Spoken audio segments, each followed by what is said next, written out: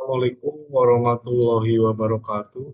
Selamat berjumpa kembali rekan mahasiswa eh, yang saya cintai dan saya banggakan dimanapun teman-teman Anda berada. Semoga Allah selalu memberikan kesehatan, keberkahan pada kita semua. Apapun yang kita lakukan, mulai kita dari bangun tidur pagi hari sampai sekarang ini, kita selalu mendapatkan ridho dari Allah. Ya Allah. Di pertemuan yang keempat dari mata kuliah Sistem Informasi Manajemen, rekan mahasiswa yang saya cintai dan saya banggakan, jangan lupa rekan mahasiswa selalu ingat mata kuliah LMS ini, jangan lupa Anda melakukan presensi untuk pertemuan keempat ini lewat mengisi forum ya, jawab pertanyaan yang saya buat di forum. Dan juga jangan lupa Anda eh, quiz mengerjakan kuis ya untuk kuis untuk pertemuan keempat ini sebagai bukti bahwa Anda melakukan presensi.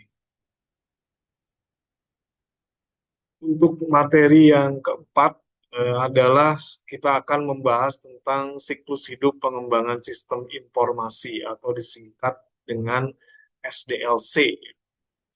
Dan di pertemuan yang ketiga, teman-teman sudah belajar memahami tentang perkembangan teknologi informasi. Dan sekarang teman-teman akan belajar di modul pembelajaran keempat dari mata kuliah Sistem Informasi Manajemen adalah berkaitan dengan siklus hidup pengembangan sistem informasi atau SDLC. Nah, di dalam modul yang keempat ini kita akan belajar apa sih urgensi SDLC di era transformasi digital Indonesia. Kemudian apa sih definisi dan konsep dasar dari SDLC? Kemudian apa sih tujuan pembelajaran yang diharapkan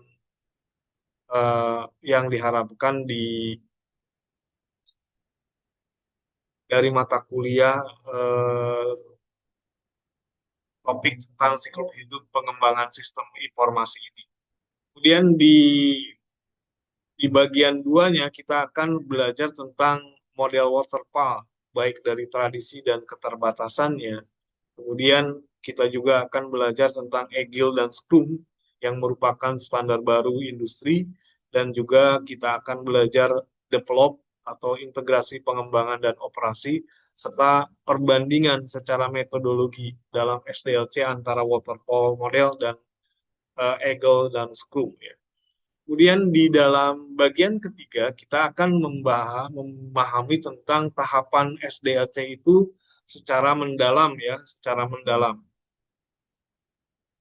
Mulai dari perencanaan, planning dan analisis kebutuhan, kemudian desain sistem atau sistem desain, kemudian implementasi dan pengkodean atau coding, kemudian pengujian atau testing, dan implementasi dan development, serta pemeliharaan atau maintenance dan evaluasi. Kemudian di bagian keempat dari materi pembelajaran di pertemuan keempat tentang SDLC ini, kita akan belajar tentang case study ya, yang relevan di Indonesia. Eh, Terutama berkaitan dengan transformasi digital BUMN, kemudian government satu data Indonesia, dan analisis kegagalan pelajaran dari proyek IT pemerintah yang terkendala. Dan yang bagian yang kelima kita akan belajar tentang apa sih tantangan dan tren masa depan SDLC di Indonesia, baik berkaitan dengan keamanan cyber dan undang-undang pelindungan data pribadi, integrasi kecerdasan buatan dalam SDLC atau AI Augmented Development, serta Green Computing dalam siklus hidup sistem. Oke ya, untuk mempercepat waktu, kita akan memahami apa sih latar belakang atau urgensi SDLC di era transformasi digital Indonesia. Indonesia sedang mengalami percepatan adopsi teknologi yang masif, didorong oleh visi Indonesia Emas tahun 2045 dan Roadmap Making Indonesia 4.0, di mana sektor publik maupun swasta berlomba-lomba mengadopsi sistem informasi untuk melakukan efisiensi dan inovasi. Namun statistik kegagalan proyek IT malah masih menjadi isu kritis ya. Dan menurut berbagai laporan institusi global yang juga relevan dengan konteks lokal, hingga 70% proyek transformasi digital gagal mencapai tujuan awal mereka. Bukan karena teknologi yang buruk, melainkan karena manajemen siklus hidup perkembangan yang lemah. Di Indonesia, tantangan unik muncul berupa keragaman infrastruktur internet, kemudian regulasi data yang semakin ketat, dengan implementasi dari Undang-Undang Nomor 27 Tahun 2022 tentang perlindungan data pribadi, serta kebutuhan akan inklusivitas digital. Pemahaman dalam mendalam tentang siklus hidup SDLC ini uh, bukan lagi sekedar teori akademis ya, bukan lagi sekedar teori akademis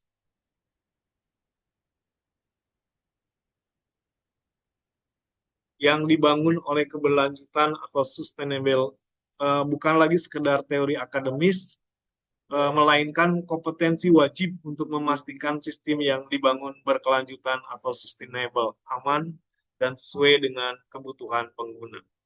Nah, setelah Anda paham latar belakang dari kenapa harus diterapkan sistem SDLC ini, baru kita masuk ke definisi ya. Apa sih definisi dan konsep SDLC ini ya?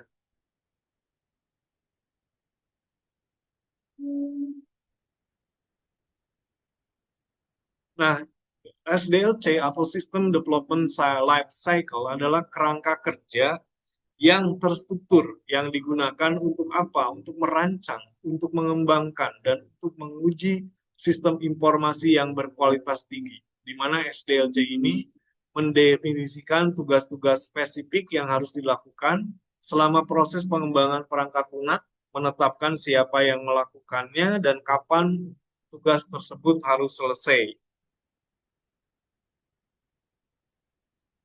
Jadi kalau misalkan kita ilustrasikan dengan analogi pembangunan gedung ya, berkaitan dengan definisi dan konsep dasar SDLC ini.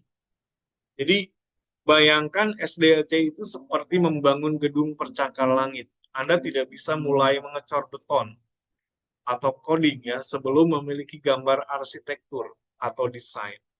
Anda tidak bisa membuat gambar arsitektur sebelum tahu berapa lantai yang dibutuhkan dan fungsinya apa, atau itu analisis. Setelah gedung berdiri, Anda perlu perawatan rutin agar tidak runtuh, atau yang disebut dengan maintenance. Jadi jika Anda melanggar urutan ini, gedung akan runtuh atau biaya akan membengkak.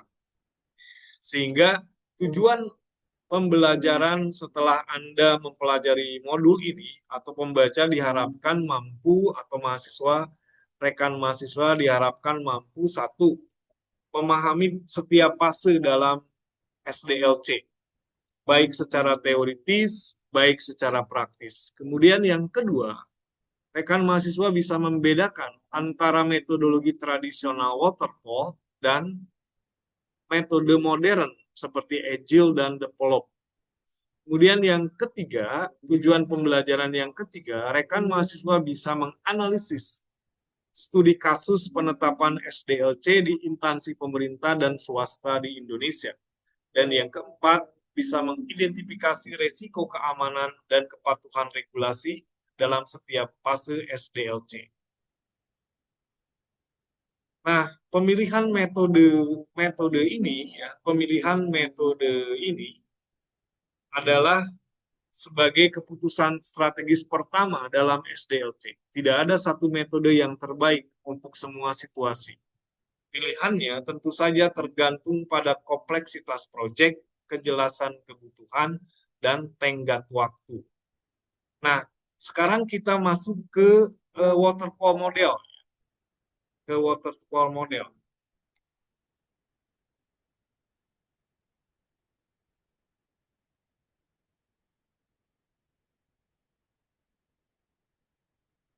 Nah, kalau kita berbicara tentang waterfall model yang merupakan tradisi yang memiliki yang memiliki sifat tradisional dan keterbatasan, atau dikenal dengan istilah model air terjun atau waterfall, adalah pendekatan linier dan sekuensial. Setiap fase harus diselesaikan sepenuhnya sebelum fase berikutnya dimulai. Sehingga karakteristik dari waterfall model itu kaku, dokumentasinya happy atau berat gitu ya. Kemudian prediksi biaya atau waktunya jelas di awal. Kemudian yang kedua, secara kekurangannya dari waterfall model ini adalah sulit mengakomodasi perubahan kebutuhan di tengah jalan. Jika kesalahan ditemukan di fase testing, biaya perbaikannya pasti sangat mahal karena harus kembali ke fase desain atau analisis. Kemudian penggunaan di Indonesia masih sering model waterfall ini digunakan dalam proyek pemerintah atau e-government dengan skala besar yang membutuhkan tender ketat dan spesifikasi teknis yang bak di awal kontrak. Sehingga kalau kita ilustrasikan diagram waterfall ini terdiri dari requirement, kemudian dari requirement itu ada desain, dari desain ini kemudian implementation, kemudian dari implementation itu ada verification. Nah, setelah verification baru ke maintenance. Ya.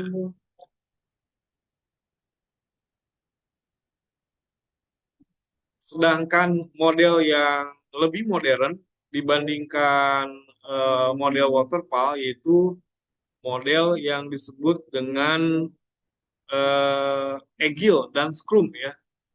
Agile dan Scrum ini merupakan standar baru ya, standar baru dalam standar industri baru ya, yang menjadi standar industri baru.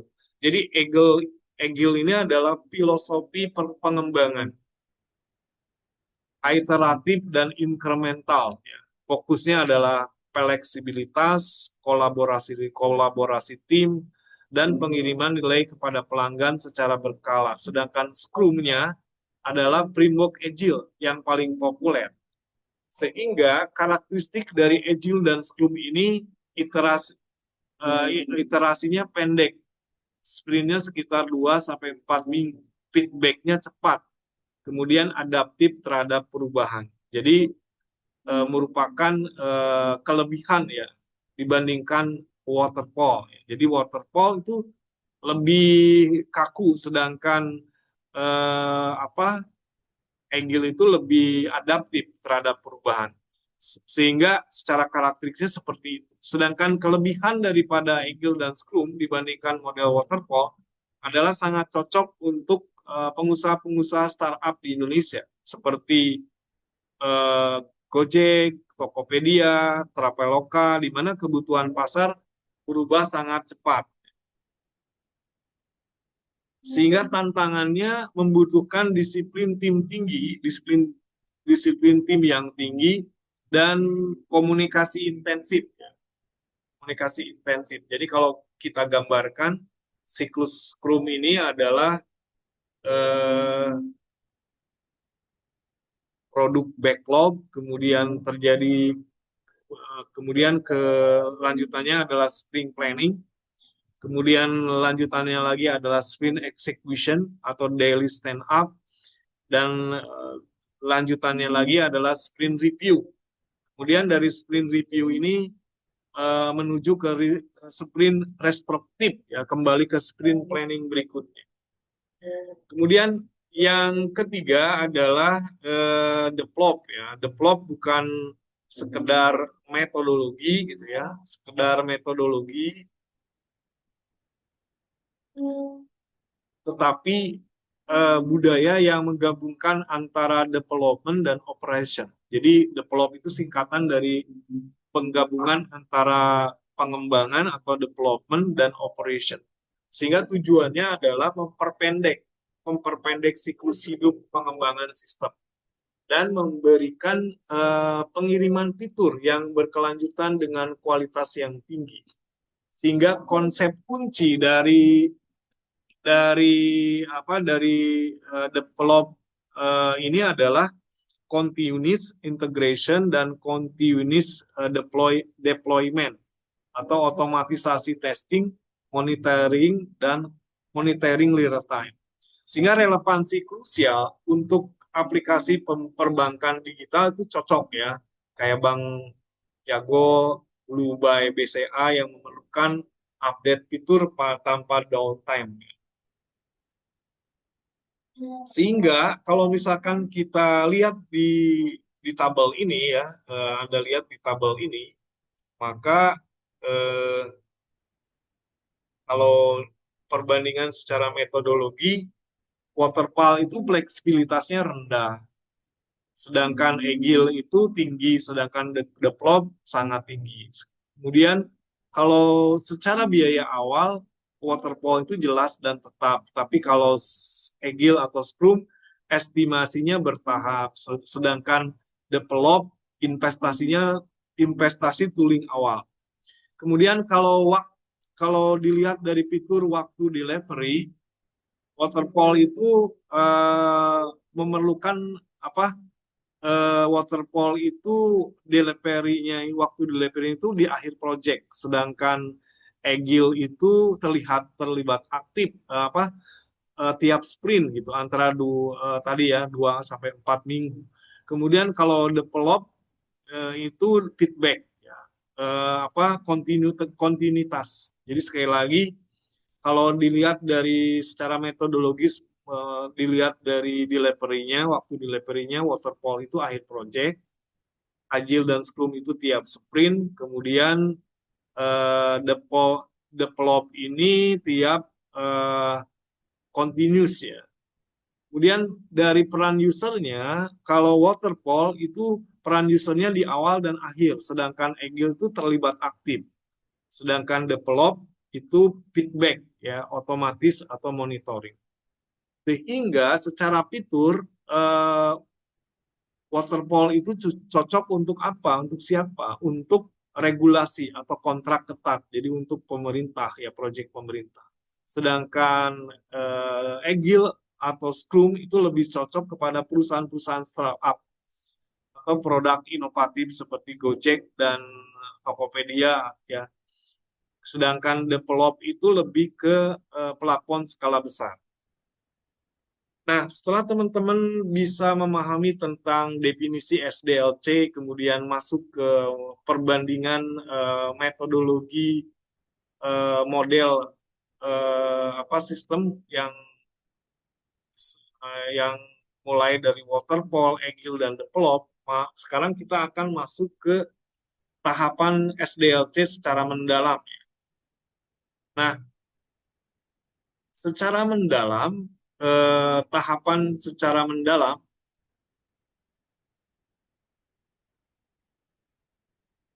jadi meskipun secara metodologis berbeda antara agile dan dibandingkan dengan waterfall, inti aktivitas SDLC tetap mencakup 6 fase utama. Berikut ya, dalam konteks agile, fase-fase ini terjadi berulang-ulang dalam setiap sprint.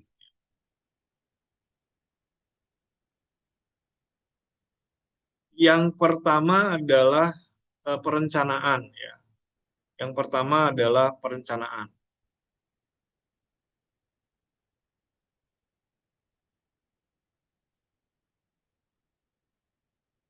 Yang pertama adalah perencanaan atau planning dan analisis kebutuhan. Dan di mana ini adalah fase paling kritis. Kesalahan di sini akan berlipat ganda di fase akhir. Aktivitas utama dalam planning ini adalah identifikasi masalah. Apa masalah bisnis yang ingin diselesaikan? Misal antrian panjang di puskesmas. Kemudian feasibility study atau studi kelayakan. Secara teknis, apakah teknologinya tersedia? Secara ekonomis, apakah return of investment-nya positif? Secara operasional, apakah pengguna siap menerima sistem baru? Secara legal, apakah sesuai dengan Undang-Undang PDP dan regulasi sektoral? Dan yang ketiga adalah requirement gathering, wawancara stakeholder, survei, dan observasi. Sehingga output yang dihasilkan adalah, sehingga output yang dihasilkan itu akan menghasilkan yang disebut dengan eh, apa dokumen dokumen software dokumen software requirement solution atau SRLC, dokumen software requirement specification atau SRS, atau yang disebut dengan produk backlog. Sehingga ilustrasinya misalkan secara teknik elicitation-nya gunakan diagram use case untuk memetakan interaksi user. Contoh misalkan user pasien dapat mendaftar online melihat antrian, kemudian mengunduh resep. Nah, itu di planningnya ya, di perencanaannya atau planning dan analisis kebutuhan. Sedangkan di desainnya atau desain sistem itu menerjemahkan kebutuhan menjadi blueprint teknis, di mana komponen desain ini terdiri dari desain arsitektur, yaitu monolitik dibandingkan microservice. Untuk sistem skala nasional seperti Satu Sehat, arsitektur microservice lebih disarankan agar modular ya. Kemudian desain database atau entity relationship diagram, normalisasi data untuk menghindari redundansi. Kemudian yang ketiga adalah desain antarmuka atau wireframe dan prototipe, di mana penting untuk memastikan aksesibilitas bagi pengguna dengan keterbatasan sesuai standar WCAG ya. Kemudian yang keempat adalah desain keamanan atau enkripsi data, manajemen identitas, dan protokol API security. Nah, kemudian yang di 3.3 ada implementasi atau pengkodean atau coding, di mana fase di mana desainer diubah menjadi kode program. Ada standar coding menggunakan panduan seperti Python atau Google Java Style Guide. Kemudian ada versi kontrolnya wajib menggunakan GitHub, GitLab atau Bitbucket. Kemudian ada kode review, rekan tim memeriksa kode sebelum digabung atau match untuk menjaga kualitas. Dan ada pemilihan tech stack ya, populer di Indonesia adalah backend ya, Node.js, Golang, Java Spring Boot atau frontend ya. Kemudian yang terakhir yang keempat ada pengujian atau testing yang memastikan sistem bebas dari bug dan sesuai kebutuhan. Misalkan jenis testing itu ada unit testing, yaitu menguji fungsi terkecil oleh developer. Kemudian integrasi testing menguji interaksi antar modul, misal koreksi database ke API. Kemudian sistem testing menguji sistem secara keseluruhan. Kemudian user acceptance testing atau UAT, pengguna akhir mencoba sistem, ini fase go atau no go. Dan yang kelima adalah security testing atau pen test, wajib untuk sistem finansial dan data pribadi. Ya. Kemudian ada implementasi dan development ya, peluncuran sistem ke lingkungan produksi, di mana strategi deploy-nya itu Big Bang, semua user pindah sekaligus, tapi resiko tinggi, atau fase implementasi bertahap per departemen atau wilayah, atau canary release, sebagian kecil user mendapat versi baru dulu untuk memantau error. Nah, infrastruktur di Indonesia banyak organisasi beralih ke cloud lokal seperti Telkom Sigma, Bisnet Geo, Alibaba, Cloud Indonesia, dan untuk mematuhi regulasi data sovereignty atau data warga negara harus disimpan dalam negeri untuk sektor tertentu. Kemudian yang terakhir adalah pemeliharaan atau maintenance dan evaluasi. Jadi sistem hidup setelah diluncurkan. Nah, Jenis maintenance-nya itu ada korektif, memperbaiki bug yang lolos testing, adaptif, menyesuaikan dengan perubahan lingkungan, misal update QS, Android, atau perubahan regulasi pajak, dan perspektif, meningkatkan performa atau menambah fitur baru berdasarkan feedback user. Dan yang keempat ada preventif, ya, refactoring kode agar lebih mudah dipelihara di masa depan.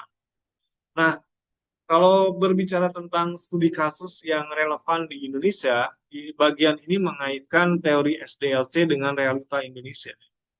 Misalkan kasus satu adalah transformasi digital badan usaha milik negara logistik, studi hipotesis berbasis realita, di mana konteksnya sebuah BUMN logistik terbesar di Indonesia ingin meluncurkan super app yang mengintegrasikan layanan kurir, gudang, dan pembayaran digital untuk bersaing dengan pemain swasta.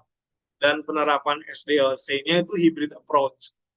Misalkan planningnya masalah fragmentasi layanan, pelanggan harus menggunakan 3 aplikasi berbeda. Kendala warisan sistem atau legacy sistem mainframe dari tahun 90-an yang sulit disatukan. Kemudian pada tahap analisis, tim analisis melakukan gap analisis antara kemampuan legacy system dan kebutuhan mobil PES. Kemudian diputuskan menggunakan strategi straggler pattern, membangun API layer baru di atas sistem lama, perlahan-lahan menggantikan fungsi lama. Kemudian desain, arsitektur microservice dipilih agar tim pengembang bisa bekerja paralel. Kemudian ada implementasi dan testing menggunakan Agile Scrum dengan sprint 2 minggu. Kemudian challenge-nya budaya kerja birokrasi BUMN bentrok dengan kecepatan Agile. Solusi, bentuk unit bisnis digital terpisah atau digital venture yang bebas dari birokrasi induk.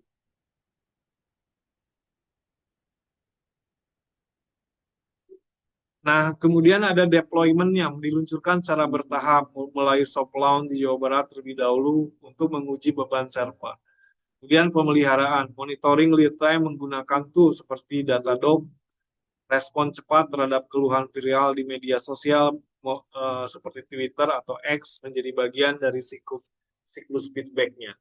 Pelajaran kunci dari hal di atas adalah transformasi digital di organisasi besar Indonesia bukan hanya soal kode, tapi soal manajemen perubahan atau change management. Jadi SDLC harus menyertakan aspek sosial politik organisasi. Nah, untuk kasus selanjutnya Anda baca di modulnya. Kemudian yang saya bahas di sini adalah tantangan dan tren masa depan SDLC di Indonesia. Sebagai profesional IT di tahun 2026, Anda harus menyadari bahwa tren yang mengubah cara SDLC dijalankan. Misalnya, perlunya keamanan cyber dan kepatuhan Undang-Undang PDP. Jadi dengan berlakunya Undang-Undang Perlindungan Data Pribadi, SDLC harus berevolusi menjadi Secure SDLC. Itu ada privacy design, ada consent management, ada DPO atau data protection officer. Kemudian yang kedua, integrasi kecerdasan buatan dalam SDLC atau AI Augmented Development. Mulai dari di tahun 2026 ada penggunaan AI generatif dalam coding yang sudah menjadi standar. Misalkan dengan adanya code generation, developer menggunakan asisten AI seperti GitHub, Copilot, Amazon Key atau model lokal di Indonesia untuk menulis boilerplate kode, mempercepat fase implementasi hingga 40-50%. Kemudian ada automatic testing, ya. AI digunakan untuk menghasilkan kasus uji atau test cases yang secara otomatis berdasarkan spesifikasi kebutuhan. Kemudian risikonya halusinasi AI, kode yang dihasilkan AI mungkin terlihat benar tapi memiliki celah keamanan atau logika salah atau human in the loop atau review manusia tetap wajib dalam fase kode review. Dan yang terakhir ada green computing dalam siklus hidup sistem. Isu keberlanjutan atau sustainability mulai masuk dalam data center yang menggunakan energi terbarukan. Ada digital waste, menghapus fitur yang tidak digunakan, dan arsip data yang tidak perlu untuk mengurangi jejak karbon digital. Kemudian sebagai penutup dari materi SDLC ini, siklus hidup pengembangan sistem informasi adalah tulang punggung keberhasilan transformasi digital di Indonesia. Penerapan SDLC tidak bisa kaku, harus adaptif terhadap kondisi infrastruktur, regulasi, dan budaya kerja. Penggeseran dari waterfall ke agile dan develop menunjukkan kedewasaan industri IT Indonesia. Namun teknologi saja tidak cukup. Keberhasilan SDLC ditentukan oleh komunikasi yang efektif antara developer, bisnis, dan pengguna akhir, serta kepatuhan terhadap prinsip keamanan dan privasi data. Bagi mahasiswa dan praktisi yang menguasai SDLC, berarti menguasai seni untuk menyeimbangkan antara kecepatan atau speed, kualitas atau quality, dan kepatuhan atau compliance. Oke, teman-teman rekan mahasiswa yang saya cintai dan saya banggakan, untuk materi pertemuan keempat, Sistem Informasi Manajemen, dengan materi SDLC, saya cukupkan sampai di sini. Untuk lebih memahami lagi, Anda tinggal baca modul dan PPT-nya yang saya lampirkan di LMS.